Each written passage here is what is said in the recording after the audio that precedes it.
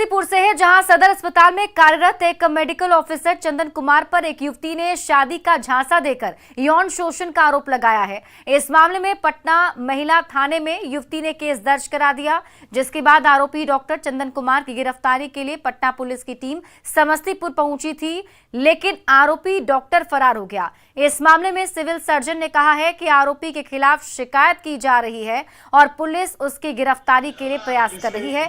Civil surgeon ने कहा है कि आरोपी के दोषी पाए जाने पर कानून के साथ साथ विभागीय कार्रवाई भी की जाएगी।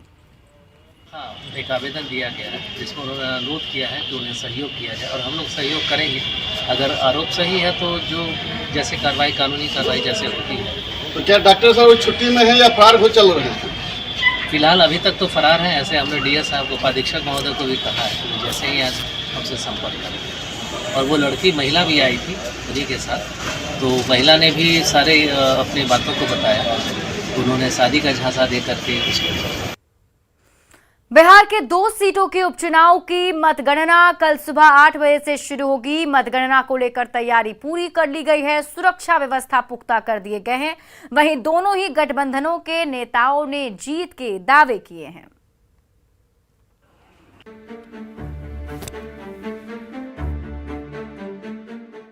बिहार में चुनाव मतलब त्योहार, वो चाहे 243 सीट पर हो या 2 सीट पर। 2 सीटों के उपचुनाव की काउंटिंग में बस चंद घंटे की देरी है। काउंटिंग को लेकर प्रशासनिक तैयारी के साथ सियासी दलों की तैयारियां भी पूरी हो चुकी हैं। कहीं पूड़ी तो कहीं रसगुल्ले बनाए जा रहे हैं। परिणाम जारी होने वाला है, ऐसे में अनंत सिंह के आवास पर जमकर तैयारी चल रही है।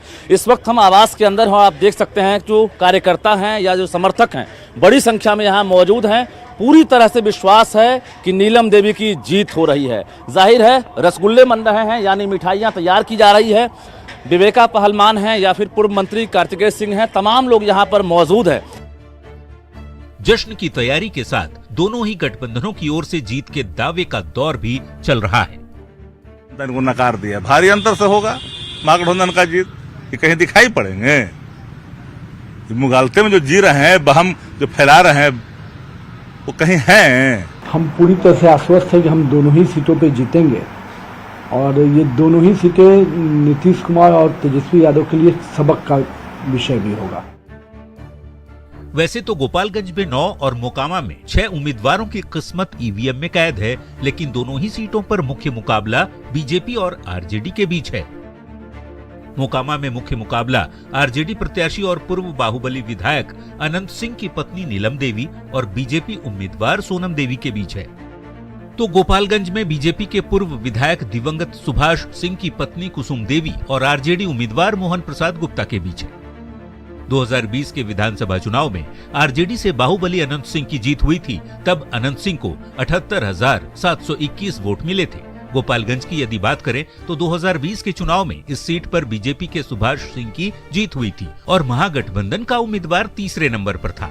लेकिन गठबंधन बदलने के बाद जमीनी हालात भी बदल गए हैं। वैसे तो मुख्य मुकाबला दिवंगत सुभाष सिंह की पत्नी और बीजेपी उम्मीदवार कुसुम देवी और आरजेडी प्रत्याशी मोहन प्रसाद गुप्ता के बीच है, लेकिन बीएसपी से किस्मत आजमा रही साधु यादव की पत्नी इंदिरा देवी और एआईएमआईएम के उम्मीदवार ने लड़ाई को काफी रोचक बना दिया है।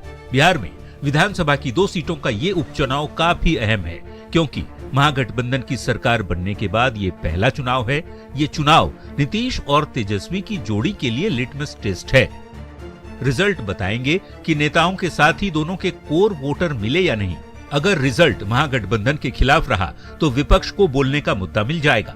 महागठबंधन में दरारें भी पड़ सकती हैं, क्योंकि नीतीश कुमार ने प्रचार नहीं किया। बीजेपी के लिए भी इन दोनों चुनाव के नतीजे बहुत अहम हैं। रिजल्ट बताएगा कि जेडीयू के बिना बीजेपी की कितनी ताकत है। चिराग के प्रचार का फायदा बीजेपी को मिला या नहीं, ये रिजल्ट से पता चलेगा। मतलब उपचुनाव के रिजल्ट दोनों ही गठबंधनों के भविष्य के लिए बेहद अहम है। न्यूज़ 18 के लिए पटना से रजनीश और शैलेंद्र के साथ गोपालगंज से गोविंद की रिपोर्ट। विधानसभा उपचुनाव की मतगणना से पहले सभी पार्टी अपनी जीत का दावा कर रही है। गोपालगंज और मोकामा के प्रत्याशियों ने अभी से ही जीत के जश्न मनाने की तैयारी शुरू कर दी है। और क्या उसमें कहीं कोई दो राय नहीं है, 200% आश्वस्त है कि पूरी तरह हम आश्वस्त हैं। जिस दिन चुनाव संपन्न हुआ उसी दिन ईवीएम में कैद हो गया मेरा जीत। अब उसमें कहीं ईबर थोड़े ना है। बहुत अच्छा बहुमत से जीतेंगे। मेरे जीवन का ये पहला चुनाव और इतना अच्छा मत से जीतने जा रहे हैं। काफ़ी आशीर्वाद मिला और जिस तरह हुजूम मिल रहा था, हम जहाँ जहाँ जा रहे थे और माननीय हमारे तेजस्वी प्रसाद यादव जी जिस दिन आए थे गोपालगंज में रोड शो करने, उस दिन जो भीड़ थी, जो फूलों का वर्षा वैश्य व्यवसायियों ने किया था, तो उसी दिन हम आश्वस्त हो गए कि जब पूरा मेरा वैश्य समाज मेरे साथ है और महागठबंधन का पूरा पैकअप मेरे साथ है। जाति धर्म का आशीर्वाद मिला है। मुझे पूरा विश्वास है कि हम लोगों गोपालगंज से भारी मतों से विजयी होंगे। यह जीत पूरे गोपालगंज की जनता की जीत होगी। गोपालगंज में विधानसभा उपचुनाव को लेकर वाहनों के रूट बदल दिए गए हैं। वहीं पुलिस अभी से ही पूरी तरह से अलर्ट हो गई है।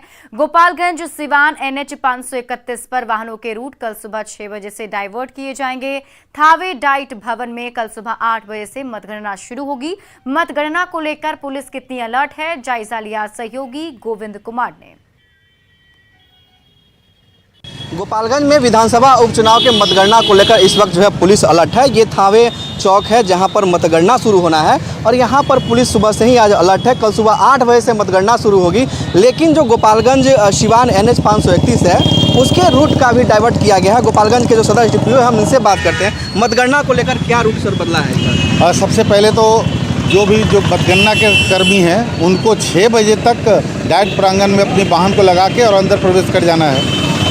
7 बजे तक जो भी उम्मीदवार और उनके प्रतिनिधि हैं उनको अपनी गाड़ियों को लगा देना है। उसके बाद तुरकहाँ से गोपालगंज की तरफ से आने वाली गाड़ियों को तुरकहाँ होते हुए मीरगंज की तरफ और मीरगंज की तरफ से आने वाली गाड़ियों को विदेशी टोला होके और अंदर जो थावे सेबरा मार्ग है उधर से गोपालगंज की तरफ जाने हेतु रास्ते को डाइवर्ट किया गया है। जुलूस को लेकर क्या होगा जो मतगणना? और जुलूस पे तो पहले आपको पता है पूर्व से ही प्रतिबंध है। फिर भी अगर किसी के द्वारा जुलूस निकाला जाता है तो एहतियाती हम लोगों ने उसके लिए अलग से लगभग 100 पुलिस के कांस्टेबल तैयार कर रखे हैं कि अगर ऐसा कहीं जुलूस निकलता है तो उनको एहतियात रोक दिया जाएगा। पूरे जिले में पुलिस अलर्ट है मतगणना को लेकर। अब वो तो 144 पहले से ही लागू है पूरे जिला में और वो अभी भी लागू है, कल भी रहेगी, इसलिए किसी भी स्तर पर जुलूस नहीं निकलने दिया जाएगा। मतगणना को लेकर पुलिस जो है पहले से ही अलर्ट है। पूरे जिले में 144 भी लागू है। जुलूस पर भी प्रतिबंध लगा हुआ है। ऐसे में जो पुलिस है एहतियात तौर पर सावधानी बरत रही है कि मतगणना के बाद और मतगणना के दौरान किसी तरह की कोई मामला सामने ना हो। और जो गोपालगंज के SP आनंद कुमार वो भी लगातार इसकी मॉनिटरिंग कर रहे हैं। गोविंद कुमार, न्यूज़ 18 गोपालगंज। दरभंगा के वैगनी हॉल्ट में निर्माण की मांग को लेकर लोग 6 अक्टूबर से ही आंदोलन पर हैं। सकरी हरनगर रेल खंड पर हॉल्ट निर्माण की मांग हो रही है। ग्रामीण रेलवे लाइन को जाम कर बैठे हुए हैं, जिसकी वजह से रेल परिचालन भी बंद है। रेलवे ट्रैक पर लोग और बीच रास्ते में खड़ी ट्रेन। ये वो पैसेंजर ट्रेन है जो दरभंगा हरनगर जाती थी। तस्वीरें 6 अक्टूबर की हैं। 6 अक्टूबर को बैगनी में इस ट्रेन को लोगों ने रोका था। 6 घंटे बाद ट्रेन को वापस दरभंगा भेज दिया गया। तब से लेकर अब तक ये ट्रेन दरभंगा में खड़ी है और इस सकरी हरनगर रेल खंड पर लोगों का कब्जा है। ना ट्रेन जाती है और ना ही आती है। हम लोग आज़ादी के बाद से आज तक पिछड़े इलाके में गिने जाते हैं। सजुआर अंडर 7 किलोमीटर भीतर है, कोई भी मार्केट एरिया से जहां से बस कम्युनिकेशन या कोई भी कम्युनिकेशन है। हम लोग 700 रुपया दे के वो 7 किलोमीटर का सफ़र तय करते हैं, या डिस्ट्रिक्ट हेडक्वार्टर जाते हैं तो 1400 रुपया का गाड़ी का भाड़ा लगता है। दरअसल सकरी हरनगर रेलखंड पर बैगनी के पास हॉल्ट निर्माण की मांग काफी पुरानी है। ग्रामीणों का कहना है कि बेनीपुर जगदीशपुर के बीच बैगनी में हॉल्ट के लिए रेलवे ने 2.5 एकड़ से अधिक जमीन का अधिग्रहण किया था, लेकिन अभी तक हॉल्ट का निर्माण नहीं हुआ है। नाराज लोगों ने ट्रैक पर ही डेरा डाल दिया और ट्रेनों की आवाजाही रोक दी है। एक दफेदार हैं बहरा थाना के, एक हम हैं दरभंगा से। अच्छा, क्या मतलब आप लोग ध्यान रखते हैं यहाँ पर खासकर? यहाँ पर यही है, हॉल्ट के लिए धरना प्रदर्शन जारी है, उसी को देखरेख के लिए हम लोग हैं। सकरीहर नगर रेलखंड पर एक ही पैसेंजर ट्रेन चलती थी, जिससे इलाके के लोगों का आना जाना होता था। हॉल्ट की मांग को लेकर उसे भी रोक दिया गया है। सवाल है कि अपनी मांग मनवाने के लिए रेलवे ट्रैक जाम कर ट्रेनों की आवाजाही रोक देना, लोगों से आने जाने का साधन छीन लेना ठीक है? न्यूज़ 18 के लिए दरभंगा से विपिन कुमार दास की रिपोर्ट। और फिलहाल इस बुलेटिन में अभी के लिए बस इतना ही। आप देखते रहिए न्यूज़ 18 बिहार झारखंड।